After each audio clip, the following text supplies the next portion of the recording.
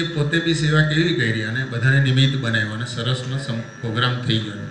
એટલે આ જે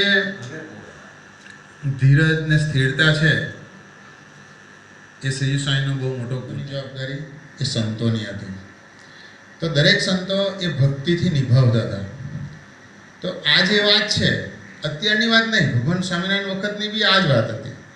એમને બી દરેક વિસ્તારની અંદર પરમહંસોને જુદા જુદા પરમહંસોને મૂકેલા હતા અને એમની જવાબદારી ભાલ પ્રદેશ તો કે આમનો, ચરોતર તકે આમનો, સૌરાષ્ટ્ર તકે આમનો, દક્ષિણ ગુજરાત તકે આમનો, એવી રીતે દરેક પ્રદેશની અંદર જુદા જુદા પરમહંસોને જવાબદારી સોંપેલી.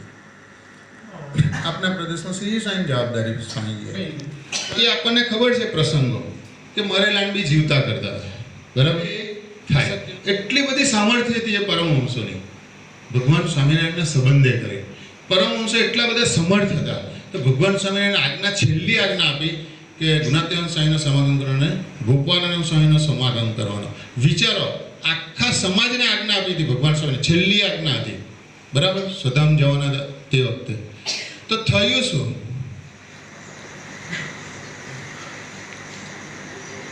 ચિત્તરંજનભાઈ વાત કરી, આજે શુભ દિવસ શ્રીચરણ સ્વામીનો બર્થડે, પ્રગટ્ય દિવસ. એવા અદ્ભુત સંત મળ્યા છે,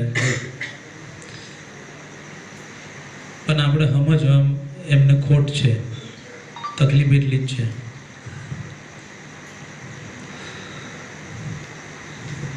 અમે એક દિવસ કવાંટ હતા ને ગુરુ હરિનો વિડીયો કોલથી દર્શન આપતા હતા. તો શ્રી સ્વામી એવું કીધું વિડીયો કોલની અંદર, પ્રાર્થના કરી કે સ્વામી આવ જન્મે પૂરું કરી આપજો, એમ હવે ફરી આવું નહીં, એવું કવાંટથી કીધું હતું. આપણે બધાએ તો આવું છે એવું લાગે છે.